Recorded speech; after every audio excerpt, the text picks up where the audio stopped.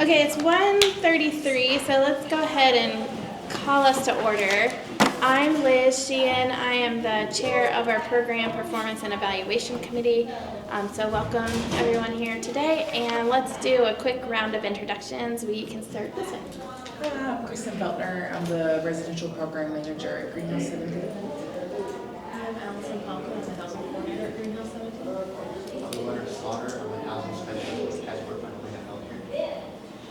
Kitty Collins, compliance analyst for Malcolm.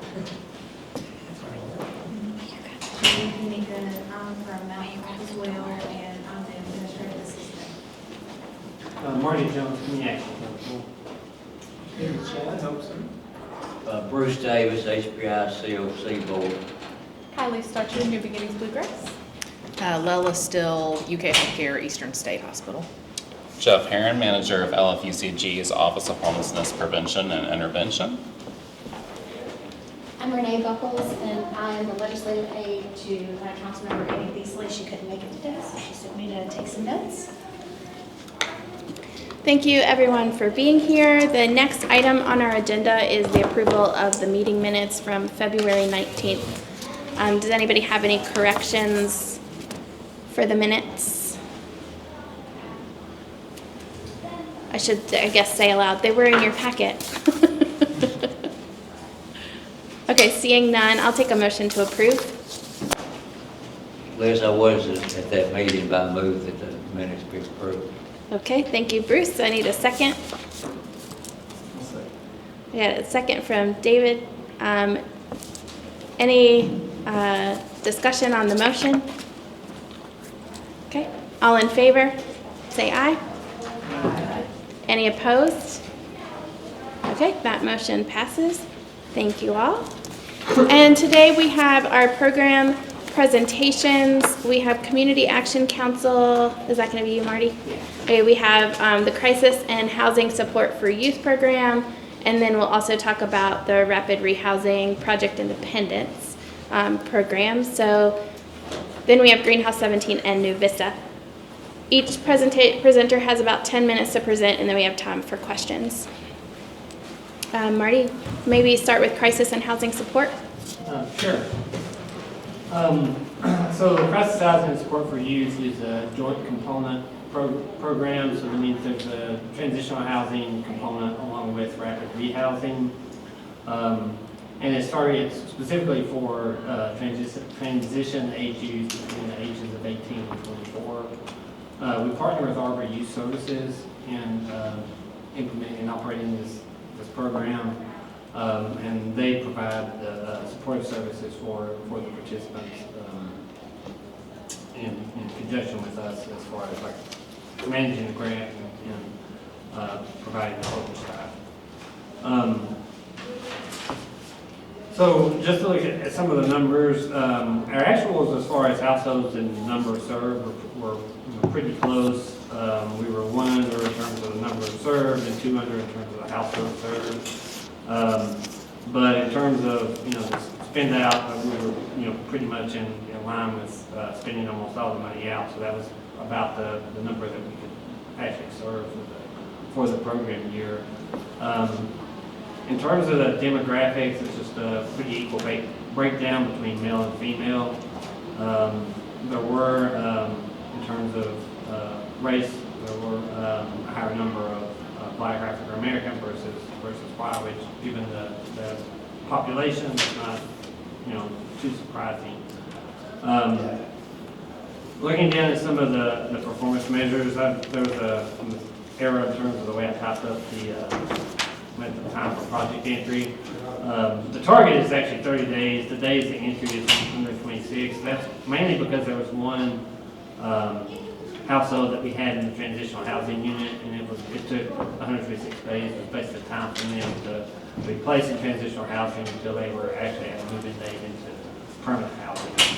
So as a joint component, if they're in the transitional housing program, they're still considered to be experiencing homelessness during that time, so that kind of counted with the move. We didn't have any other move-in dates during the program year because we had the numbers that we had at the beginning of the year basically put us at our max for the budget, so we didn't have any, new move-ins except for that one household, which may have, skewed those numbers a little bit, but that's a lot higher than in previous years in which the move-in date has been closer to the actual target days. I'll say historically. We did have 100% exits to permanent housing. I did get the number for returns to homelessness after I already submitted the handout, and that was actually 24%, which is also a lot higher than we normally had with this program, or any of our programs actually. And in looking at some of those exits, there were a couple that when they exited the program, they were in good shape. They had, they were working, they had signed the leases, and things seemed to be okay. And then within about a year and a half, they had injuries at the Salvation Army. So for those two, I'm not sure exactly what happened. There was another household that did not have income at the time that they exited. And so I think there was, that one probably a little more predictable. And as you can see, in terms of the income with this project, just with the population, that is a challenge, I know, for all the programs, but definitely for this one. And so looking at those exits, income and then maintaining income is a challenge. It's something that we definitely need to improve upon. There's also quite a bit of staff turnover too, especially in terms of the service providers within Harbor Youth, so that that definitely impacted, I think, some of the consistency with the case management services that we'll provide there.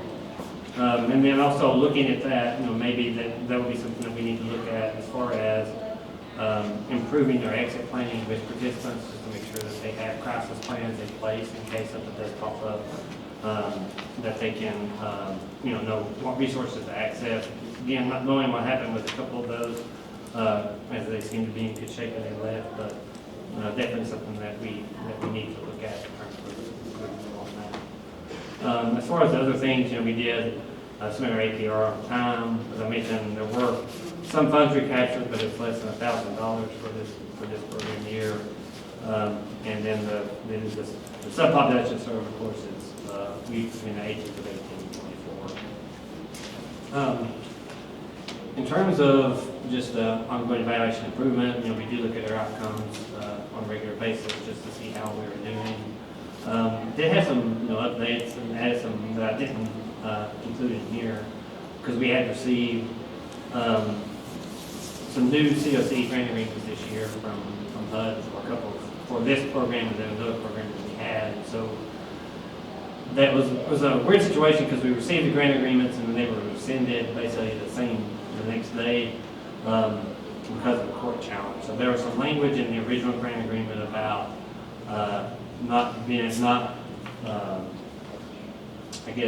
basically banning DEI efforts with grant funds. When they reissued the grant or the amendment, they sort of changed that language and the focus was on focused more on compliance with the Civil Rights Act. So definitely with the new grant agreements and through HUD and with the new administration, it sort of dampened the efforts related to DEI. Not to say that there can't be some efforts as far as diversity and things, but I think some of the language that is used and some of the efforts will have to focus more on civil rights, or compliance with the Civil Rights Act. There was also some language related to, establishing someone's, right or legal, if they were actually going in the country illegally, which hasn't been an issue before. So that was also some language that was included in the grant agreement. Which, not I'm a fan of it, but that's something that we're kind of working with, not just with HUD grant agreements, but just as an agency with all the federal agreements that we have in terms of adjusting language and policies so that we're in compliance with some of the different changes in requirements. Excuse me. They mentioned the needs assessment that we conducted, and I do have a few updates on that as far as some of the needs and things that we found related to housing. So within just the community assessment from the general population, one item to note was just some of the top 5 needs that were identified as far as housing goes. And this, our communities assessment doesn't just cover or include Fayette County, it does include some of the surrounding counties of Bergen, Harrison, and Nicholas. But not surprisingly, some of those top 5 housing needs included, more affordable housing, financial assistance with utilities and rent, and also homeless services, for example, like emergency shelter and transitional housing. We were able to get some responses from 34 individuals with lived experience. Some of the, and there was some of the items that, or data points that we collected. One was related to causes of homelessness, and so some of the items mentioned were job loss, low wages, some kind of family conflict, and increased rental costs associated with causes of homelessness. Also, one of the questions we had as far as needs not being met with existing services already in place, and some of the top items mentioned were shelter, transportation, and assistance with acquiring housing, including some financial assistance like security deposit, first month's rent, which again I don't think are very surprising given what we've seen and experiences as providers. And then we also there was a question related to changes to the housing system, and a couple of items they mentioned were wait times or wait lists for services or shelters or housing, just for other services in general. Someone also mentioned, or it was also mentioned about income requirements for what they call government departments, as far as like not including other expenses as well, which not reflect their actual ability to pay. But I hadn't included those in the original handout that I had sent, but I wanted to have those since we had some of the results back.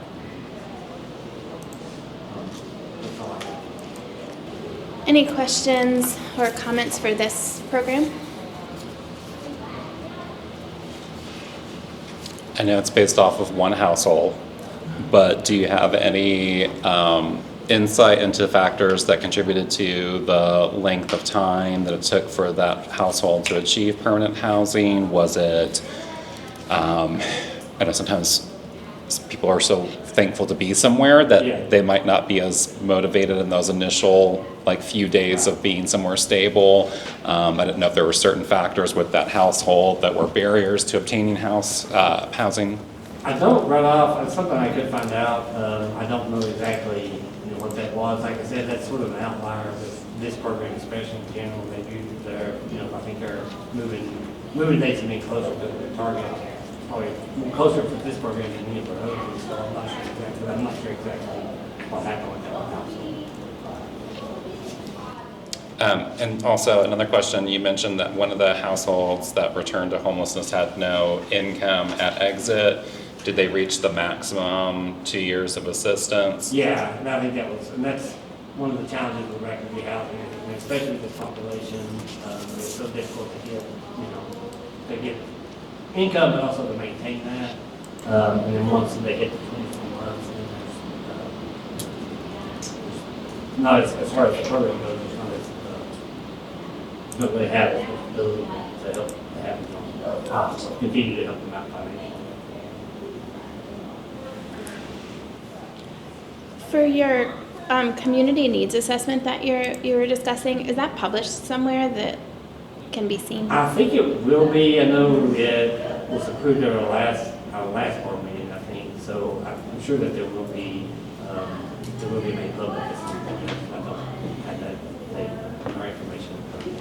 I'd be interested in that Sure, it's once something it that comes I can out. share with Jeff or whatever when it does come out, so he can share it. Any other questions or comments for this program? Okay. Do you want to move to the next one, the Project Independence Rapid Rehousing? Yeah. So yeah, the next, I guess program we're being known as Project Independence, or PI. So it is a rapid rehousing program in which we serve individuals or families, a couple of families, there's really not a subpopulation in this program, with rapid rehousing and support services. within the Lexington COC. In terms of the persons or households served, we actually served one more household than projected in our grant, but the number of persons served was lower, and that's just a reflection of the size of the households that we have are smaller than what we had projected. And that can be a little harder to have control of, especially as a referral comes before the In terms of demographics, it was about even with males and females. We did serve 8 children through the PI this past program year. The majority in this program were white, which I think, I'm not sure exactly what that discrepancy was, but about 3/4 of the participants were indicated their race as white. There was a mixture of different physical and mental health conditions identified by participants in the project. As far as the length of time from project to move-in date, it was 86 days, which is a little more than 30 days, so definitely something we need to improve upon. Also had the returns to homelessness for this project. It came in after I turned in the handout, and that was at 9%. So, it was less than the 10% target, so we did meet that, even though we did have some returns. In terms of, job growth or job and income growth, we did have some as far as the percentages go, and not surprisingly, other income as far as like increases in things like Social Security or SSI, SSDI were higher than earned income. And as far as access to permanent housing, we were at 73%. It would have been higher. That includes one family. It was a single mom who had a newborn who was in the NICU at UK and had some really complicated health conditions. So when we enrolled her into the program, she also had a barrier as far as like her language. She could speak English very well. And so her infant required almost full-time care in home.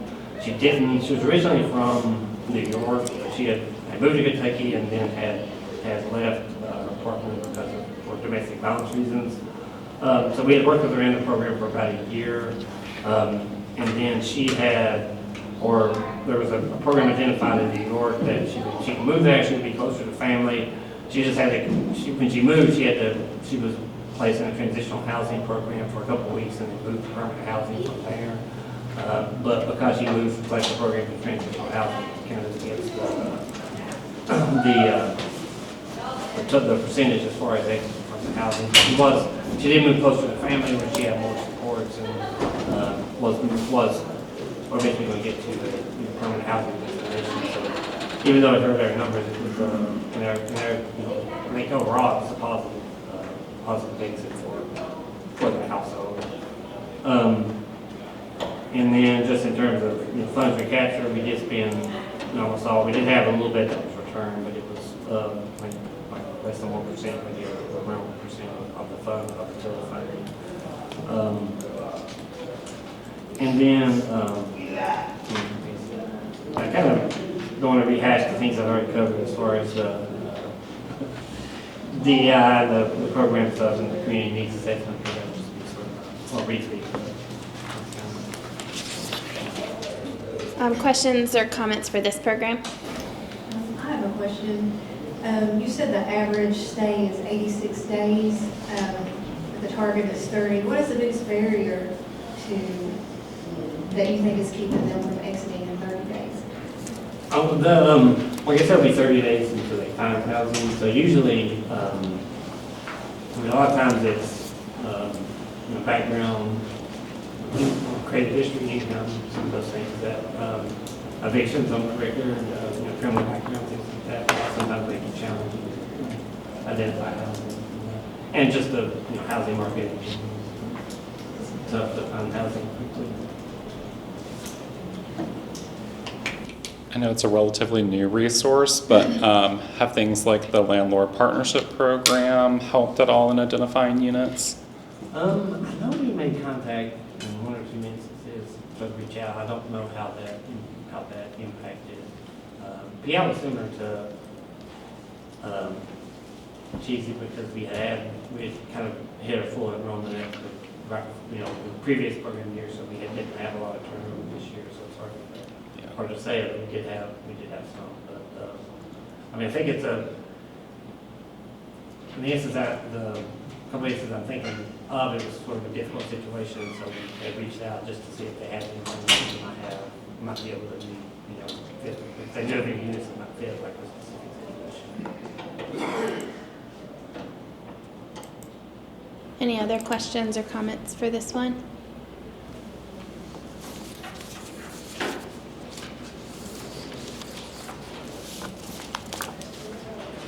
Okay, seeing none, thank you, Marty. The next program we have, the presentation is for Greenhouse 17 for the emergency shelter. For DB, this is an ESR grant, and we have Chris.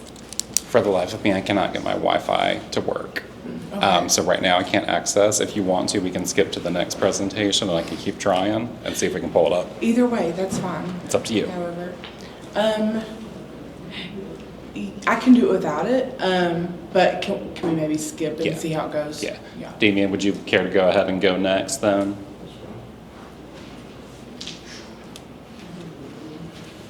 So the next one is New Vista for their COC program.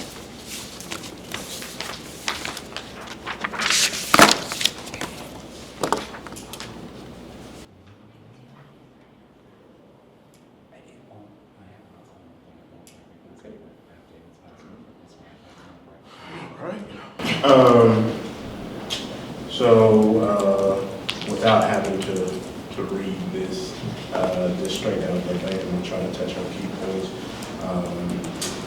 The continuum of care programs that New Vista operates as a permanent supportive housing program is listed up towards the top. Do I need to go over the exact term years, or do I need to get into the meat of it? You can go right into the program description and stuff like that. Sure. Just as a quick overview, the program is COC funded. In this past grant year, we had one positive exit. We also had one technically, I guess, negative exit to a temporary tenure, which I later found out, which I'll come back and circle back to that wasn't necessarily the case, or at least from what I've gotten back from that particular individual who was part of a household and left to temporarily stay with friends, but has since sort of come back in the picture. So I've had recent contact with that individual who told me that wasn't necessarily the case. As far as returning to homelessness,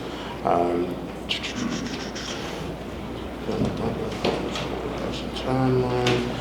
Pretty on track as far as the permanent supportive housing timeline, and as always, we offer connection to all of our clients to our other New Vista services, such as psychiatric care, therapeutic services, primary care, and substance use treatment, both inpatient and outpatient. Now, as far as number of persons served over the past grant year was 18, which is a little bit over our target of 15. Usually we do deal with mostly like single person households. We do have a few households that currently are couples, no children as of the moment, but a few households that are 2 adult households. Number of households served was right on target with 15. Racial and ethnic demographics, I'm told, is queuing up as well, right around what the demographics of the city and surrounding area that we serve is. So with 60% being or identifying as white individuals, that being 11 individuals, 28%, 5 individuals identifying as Black African American, let's see, one white and black African American individual, one white and Hispanic or Latinx individual, and then let's see, all of them were the other 16 reporting as non-Latinx individuals. Length of stay and time to move in, target being 60 days or less. We fell within that, hitting our target at about 53 days. That is about right, and that has been a testament to us just gaining and maintaining landlord relationships. Luckily, I haven't had too much trouble with helping people find places, or I've been fortunate enough for new opportunities and new landlord opportunities to kind of fall in my lap at the right time while individuals were looking for new places to stay. So that has been good. As far as exits to permanent housing, our target is 90%. We hit around 50, as I was stating earlier. We had 2 exits. So one was a positive exit to a permanent housing situation. The other one, as reported to me at the time, was a temporary stay with friends. But that temporary stay has held up to my knowledge for the most part. I just actually touched base with this individual earlier today before coming here. So that situation has still been holding up. But I believe at some point, Dylan told me that there was some sort of interaction with street outreach, which gave from the time that she was exited from the household to the time, now, or the end of the fiscal year, she had an interaction with street outreach, which kind of marked her as homeless. I don't think that she had any shelter stays during that time period after exiting the household, but that was one thing. But I was pleased to know that she did actually have a place to stay that entire time. I'm not sure exactly what happened there, whether it was like a temporary spat that maybe caused her to leave that household with her friends, but eventually they resolved that issue. Returns to homelessness, target being 5% or less, got us right there at 0. Like I said, that individual did. I think that was actually for stayers. I think that line item is for stayers. So no stayers, of course, that return to homelessness. Job and income growth stayers, target being 15% or more. For new increase, we had about 7.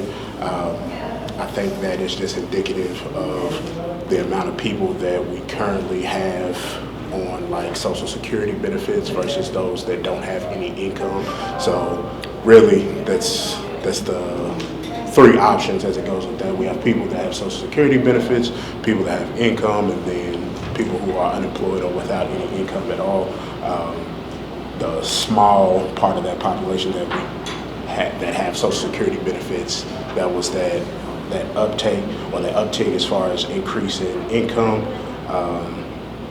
But I'm optimistic that will change. Like right towards the end of that last grant year, I had quite a few clients that came to me, or individuals from households that were interested in our IPS, supportive employment services. So hopefully next year, this time, we'll be saying there's been quite a bit of increase of income. Job, income, and growth for leavers. Goal is about 20% or more. We had 50%, with that being the reason that our positive exit leaver actually left, because she was making enough. It felt like she didn't necessarily need the program. Also at the time, her family member of hers was needing somebody to stay with her children, so it was a long-term, going forward, her being able to watch her grandchildren and continue on in her new employment. So that was good. APR submitted on time, yes. No unresolved monitoring issues. No funds were, funds drawn down quarterly, yes. No funds were available to recapture.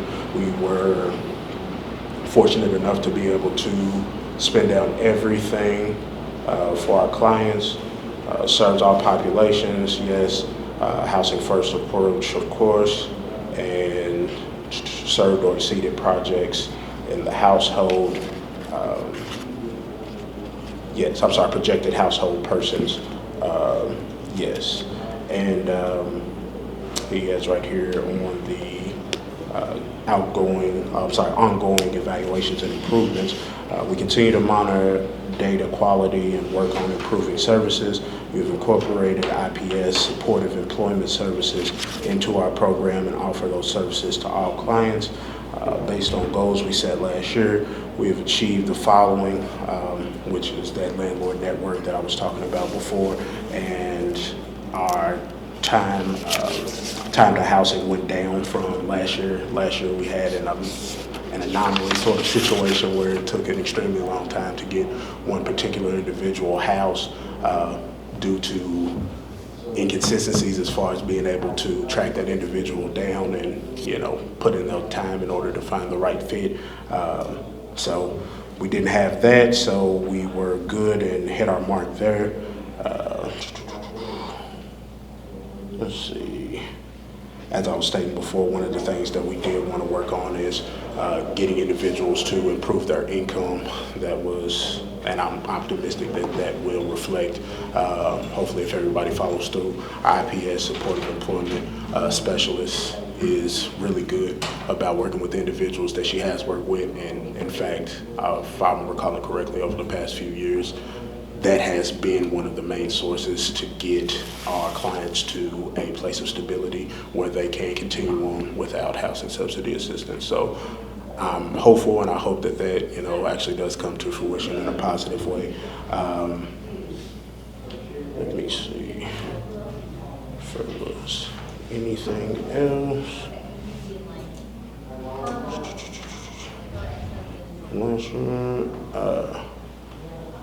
Overall, we believe that the project has done very well. We consistently meet our participants where they are and provide supports as they, you know, build housing stability.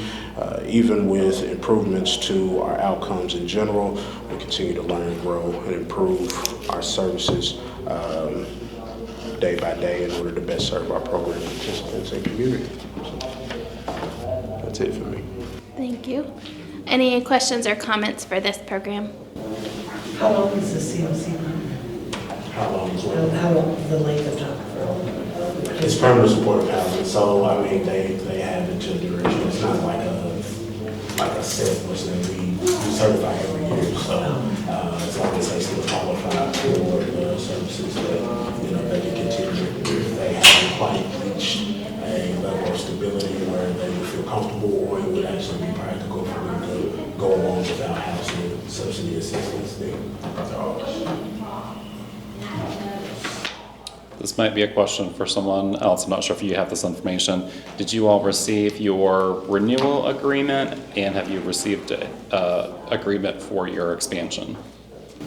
I believe we have definitely received a renewal agreement. I'm not super sure about the expansion. I believe so. I believe they were saying something about that, but I can check with them. I'd definitely be interested in that because we've gotten some mixed feedback about, at one point I was told that we would only have renewal agreements executed this year. And then I was told that that really is going to pertain to the 25 competitions of, like, if we funded an expansion or a new project in 24, that it would go through. It just wouldn't be anything new added in 25. We'd be level funded in 25, meaning in addition to no new projects, also no FMR increase, things like that. So what we are looking at as an office right now is, for example, would we need to put any of our resources behind things like funding that would support projects being able to handle an FMR increase without getting that money from HUD? Because essentially, if it becomes something that makes it infeasible for you to house people without that additional amount of money to match the FMR increase, how do we keep things moving?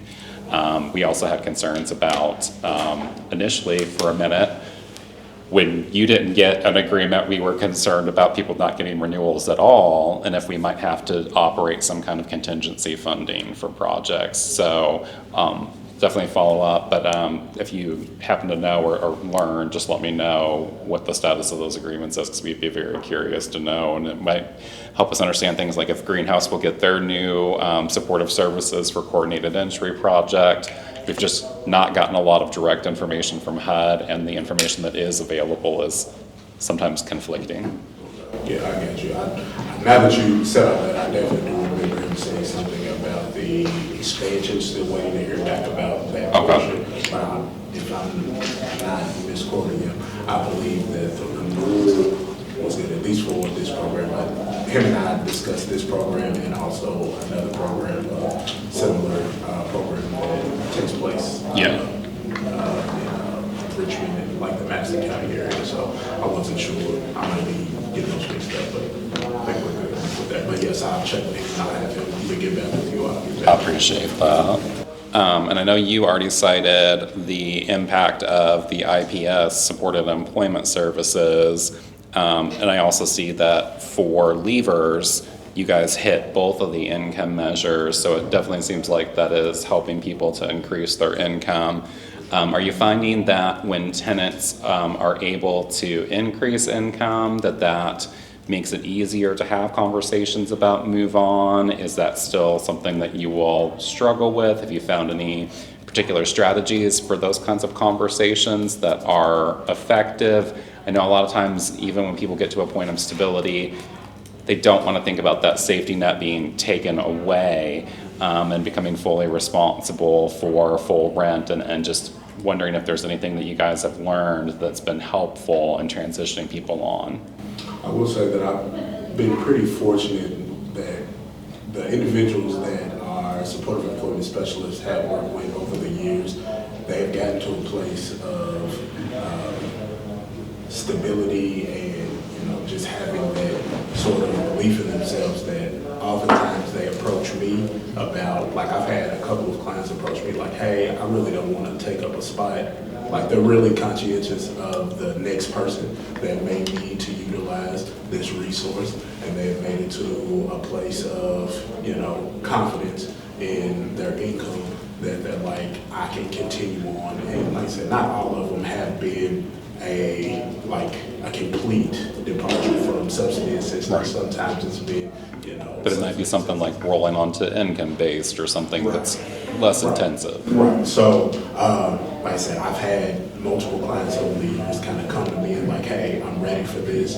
But normally, if it is a client that is a little bit more tentative with that, I don't try to rush that process. Usually, I wait at least 6 months of this person, especially in an employment situation where you are comfortable, you're reporting that everything is good at work, you are stable in this fact, and you think that this is something that is going to continue for the foreseeable future before we even start, that process of like, okay, well, let's look at where we can go from here.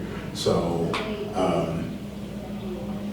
the individuals that I have kind of brought up this idea to that weren't necessarily open to it, I guess the main thing, main piece of advice that I would offer would be just kind of taking it at the client's pace. I don't want to rush anybody into any sort of anxious situation where that's something that they're really worried about. But like I said, I've been pretty fortunate to have clients to come to me saying that, hey, this is what I want to do, and are open to opening up this resource for the next individual who is in a worse off situation. So that's good. I mean, I think that just speaks to the overall kind of package of recovery services that the participants are getting, that they feel naturally that that's a step that they can take.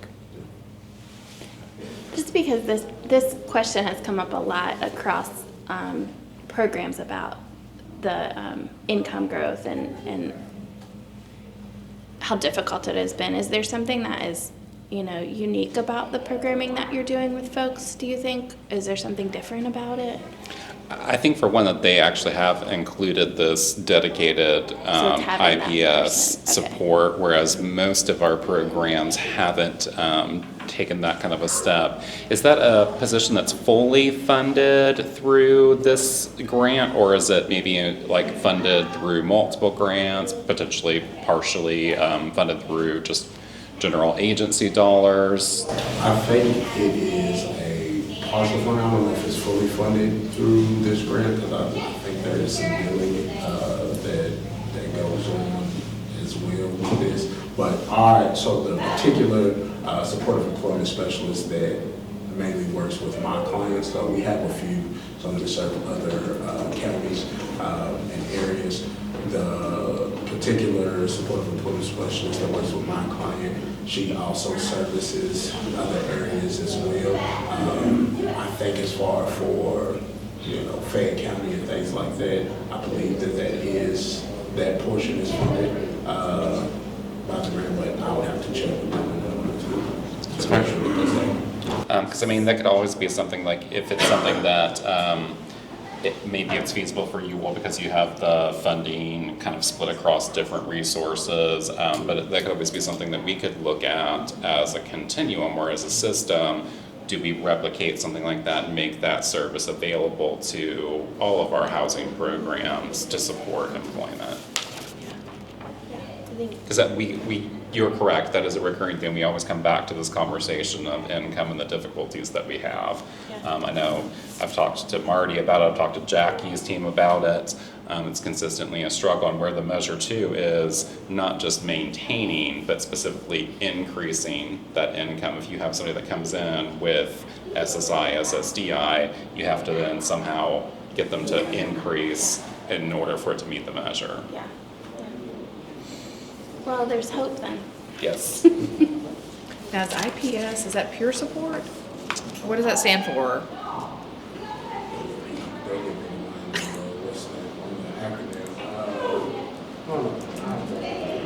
No, it's not peer support. Okay. It's separate from peer support. I have a designated peer support. Individual placement and support. Oh, okay. Google I it. Googled it too. I was about to go to my Google as well. Okay, well, thank you for that presentation, and then I think we're getting set up on yours. Thank you. I included all sorts of pictures and stuff, and I don't know how necessary they are, but brighten it up a little bit. Is this, can I record this radio or is it on Lex TV? The recordings are used for the meeting minutes, Okay. but Can I she share might be the able to minute- ask. Can I share the minutes with her? It usually does go up on the YouTube channel. Okay, cool, okay. I just wanted to make sure she's on. And there's always like the written minutes in the next packet, so that always comes out about a week before. And these slides are in the packet for this time, Okay. for this, and the like descriptions of like the programs that have already, there's like I don't some have this standardized packet. documents. Yeah. Perfect. Do you mind if I stand up? Yeah, go for it. Okay. I can see it a little bit better. So, like I said, they included a bunch of pictures. I'll try to keep it really relevant for you all. We're obviously really proud of our shelter setup. It's on a 40-acre farm. It's really beautiful out there. If no one's ever come out to see it, there's pictures coming up if you want to. Yeah, there's a front door at night. A coincidence. They didn't know I was going to be here. That is me in the front office, the front door. Go on, get me out of there. Yeah, that's our hallway. That's what our hallway looks like. Yeah, okay, this is better. So, this is what a typical room looks like at Greenhouse 17. So on one side of the building, we have a couple of beds in each room with dressers. It's fit for a smaller family or two individual people. We try not to room families with other people, but sometimes it does happen. On the other side of the building, it's a fourplex, so it's four beds, excuse me, with four dressers with half walls for privacy for bigger families or for individual people. We have a pet policy. At Greenhouse 17, we do accept pets. Yeah, if you want to know more about that, let me know. There's a lot of complications that comes with that, but also I know a lot of people don't leave dangerous situations because of their pets, so that's something we've started to do. and I think especially for this, what we're talking about, it's important to talk about the farm. It's a way that we've reached a lot of volunteers in atypical ways, like people that we typically wouldn't, that wouldn't really be interested in spending time with us and seeing what we do. So we have the farm that brings people out, but we also have the farm stipend for women to make money weekly. And we've added on another layer of farm that's a little bit less barriers. The farm stipend's more high barriers. And that's just a couple times a week you can come out with staff and children and the other people that are living in the shelter and just enjoy the flowers, or if you're dying fleet, you can sit in a lawn chair and eat peanuts and watch the kids run around. So and then farm to table is a big aspect of that as well. And that is a drone view from the top, if you were interested in that. Okay, that's our dirt crew, farm to table. Lots of nice pictures. This is just kind of highlighting like our desire to make shelter life a little bit more normal for kiddos. We utilize McKinney-Vento a lot, so kids can access the school that they were going to before they entered shelter, so they can stay in that region. So McKinney-Vento helps us do that, and we do have a youth program with youth advocates where we work with kids. That's our playground. This is not at Greenhouse 17. This is a Life Adventure Center. I didn't make the slideshow, but it's nice. Yeah, that's us enjoying the Eclipse party. We like to throw a lot of events and get residents involved in communal living and enjoying each other and celebrating the normal aspects of life.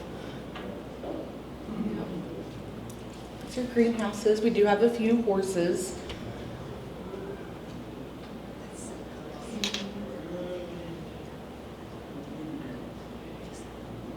It's a handful of families we've served over the years. Okay, down to the numbers. So from July 2023 to June 2024, so we were shooting for 250 people. We served actually 226. The number of households that we served was actually 134. The point in time occupancy, as you can see, in a day in July, at any given time that day we had 48 people. In October we had 55. In January we had 48. In April we have 54. We're a little bit over capacity. It's a 42 bed shelter. Yeah, so we really made it work. What's the usual length of stay? It's roughly about 4 to 6 months. It's client centered, so it could look different for everyone, but that's probably on average. And then, I was just going to go to levers and stayers. I never got clarification on what stayers means. So leavers are those who have exited by the end of the reporting period, and Yes. stayers are those that remain in the program. So on June 30th, you guys had 185 persons that had been served and left, and 41 who had been served and remained at shelter. Okay. I would like to ask more questions about that, just later. Yeah. But yeah.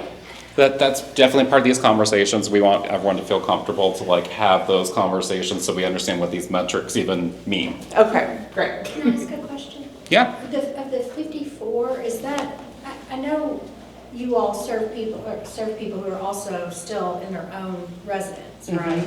Does that number include those people as well? This is residential, so this is reflecting shelter. Just people in the shelter? I Yes, see. yes. Thank you. So our demographics, we served 134 adults and 92 children. You can check out our race and ethnicity and our head of household demographics. I do want to say something about our other considerations here. They're self-reported. So I would imagine, for example, chronic substance use, physical mental disability, chronic homelessness, those numbers would be a lot higher than 10, 25, and 0. So they are self-disclosed. And then cash income at entry, our sweet spot here is about $500 to $1,000. And then we have a few that is making over $2,000 a month, 87 at zero. That's probably more reflective of what we experience. We are very fixated as housing opportunities are kind of coming to a halt a bit. We are fixated on those numbers and raising that with Jubilee Jobs, or we have another stipend program that we're looking at with the matched income savings account that we actually have a meeting about next week. But stipend can reflect that, KTAP, SSI, things like that.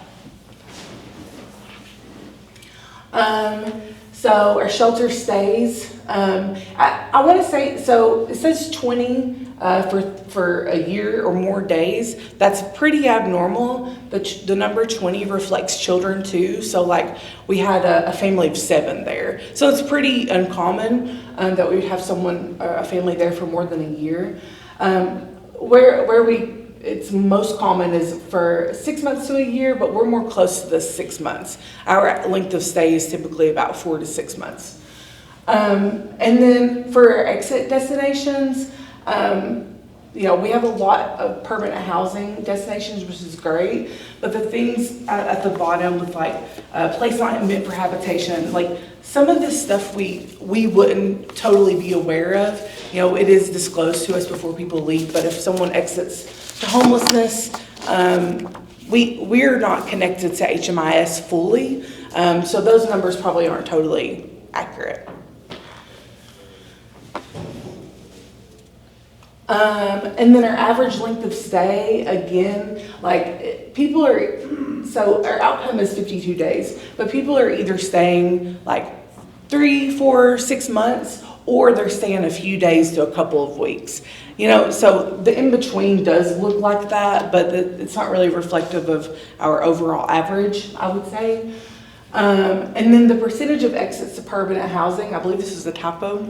Our target was 90%, but that's for our transitional housing units.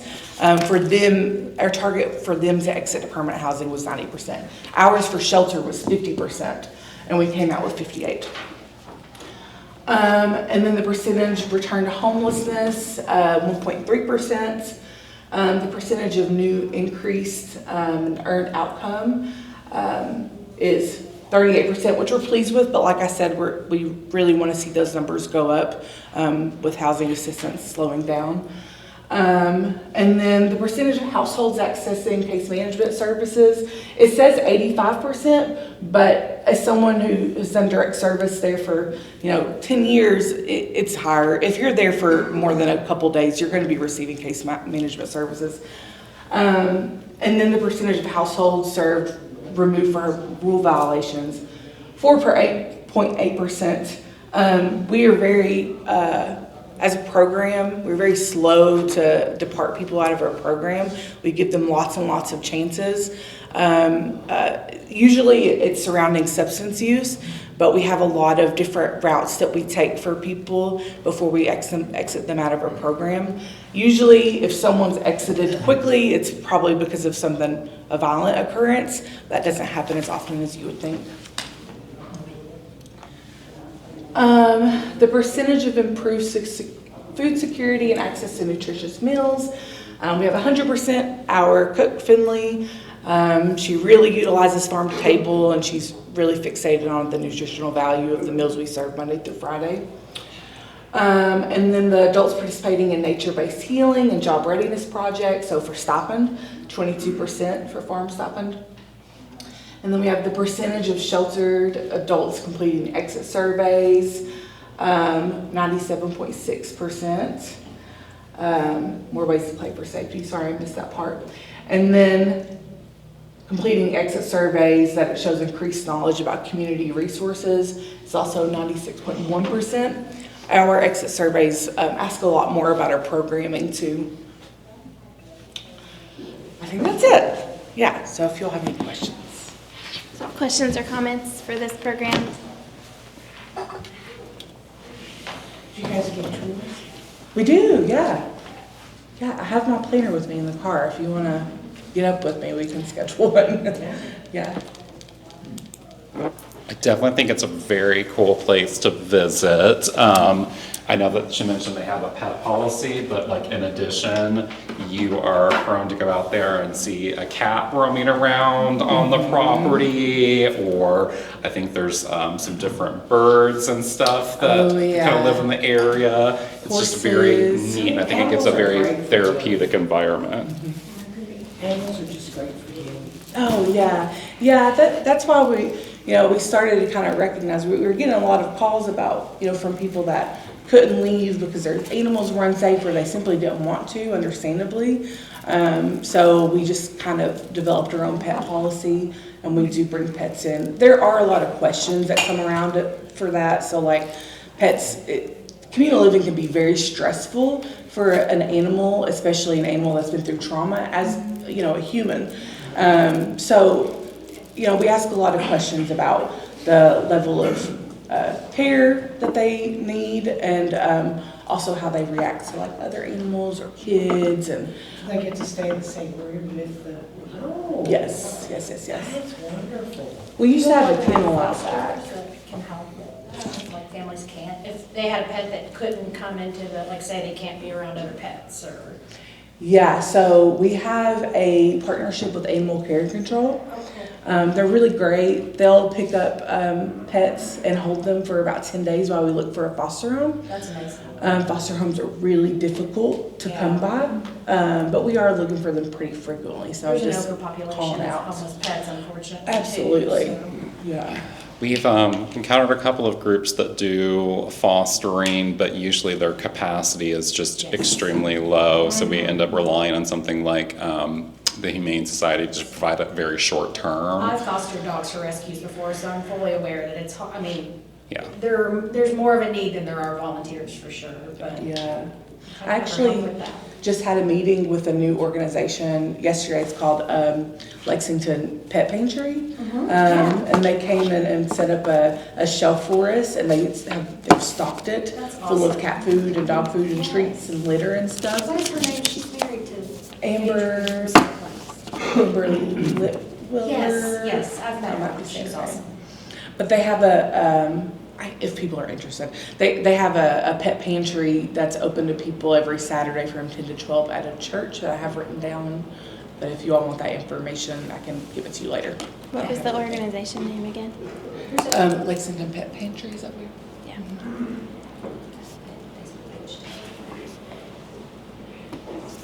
Any other questions or comments for this presentation?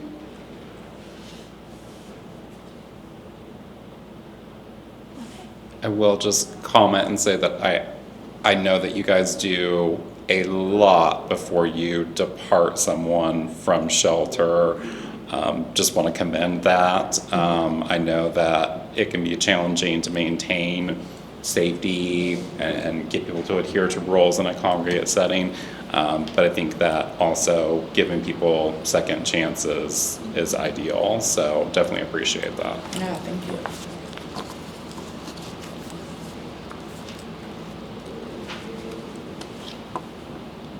And thank you for getting the PowerPoint set up. Thank David, because he managed to get me a different network that for some reason worked. I think it was any network that I've previously connected to, it didn't want to let me change the password. So. Thank you. Do you have a market in the spring? Is it like I didn't mention that, actually. We have a stipend, a product stipend. They sell them on our website. It's greenhouse17.org. And you can pick them up on property if you would want to. when does that start? I think you're able to purchase products now. Oh, really? Yeah, on their website. Is that right? Yeah, I'm pretty sure.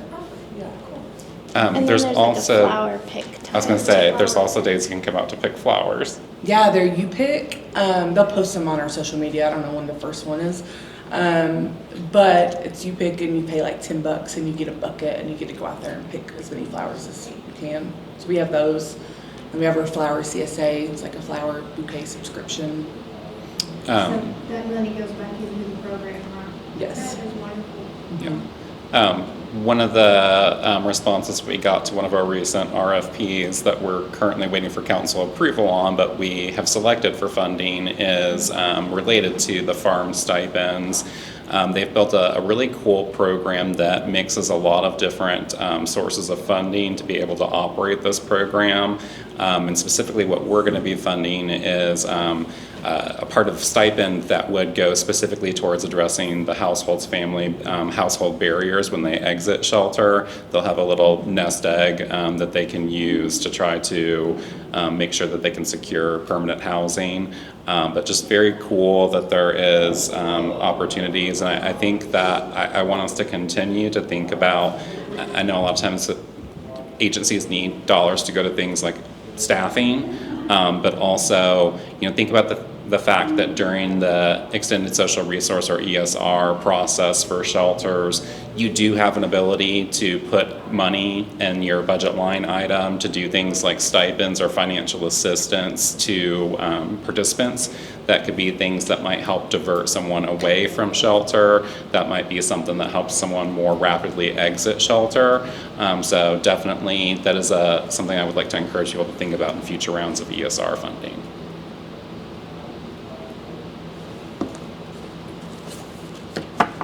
Other questions or comments? All right, what about public comments or announcements?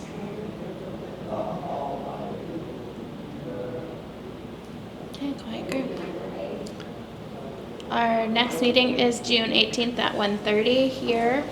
The presentations we'll have that day are Bluegrass Care Navigators for their medical respite program, Independence Place, and then LFUCG for the planning grant, and the Housing Authority for the landlord partnership program. And if there's no other things, we're at the end of our agenda, so I can call us adjourned. Thank you, everyone. Thank you all.